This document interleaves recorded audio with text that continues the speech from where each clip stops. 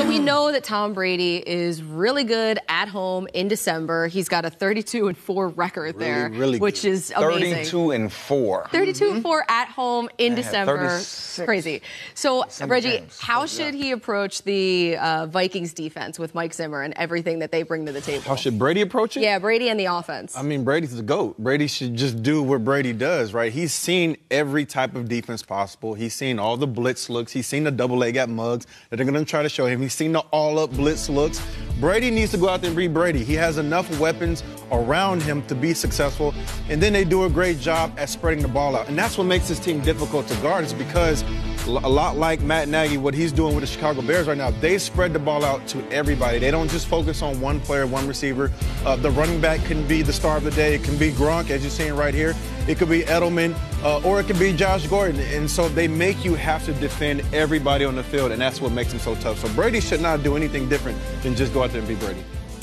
Yeah, I mean, there's a lot of different ways that we could do this. For me, I was looking at Josh Gordon and him going up against Xavier Rhodes, who, as we just heard from Tom, is questionable with that hamstring. But I think it's interesting, too, from the standpoint of Josh Gordon, who he's never been in meaningful games down the stretch. So this is a totally different situation for him. And he's coming off a game where he caught all 5 targets from Tom Brady. And I think we're sort of seeing, as we've talked about before on the show, we're seeing them kind of get into the groove of things, and they tried some different things out, but really it was all just in preparation for this stretch run. Yeah. Go ahead. I would say a matchup alert for me would be this Vikings defense, which is a top 5 rush defense in the NFL, Yes, and they've gotten better in their last several games against a rushing offense with Sony Michel, the rookie. You talk about James White and company, one of the best tandems in the league. They're averaging almost 120 rush yards per game. But I went back to Pro Football Focus, guys, and I just wanted to check on the stats because I feel like the Vikings don't miss a whole lot of tackles.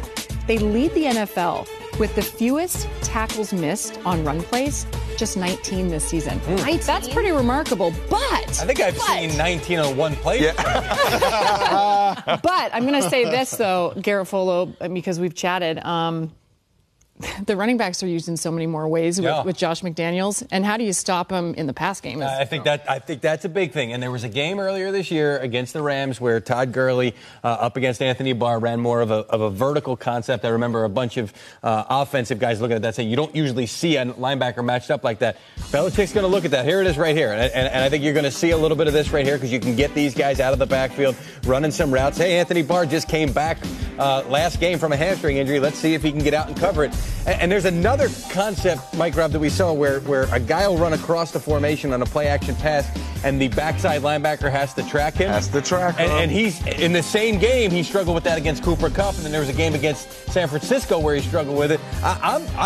Belichick, you heard Tom Pelissero say that he'll take away your biggest strength. He'll also look for your biggest weakness. So I think if Todd Gurley did that to Anthony Barr, he don't want to see James White out there. I promise you, because James White is a much better route runner than Todd Gurley. Anthony Barr is a really good player, but you see that on tape and you say, okay, let's see if our guy can do that. Yeah, you heard Tom Pelissero talk about getting a rush in his face.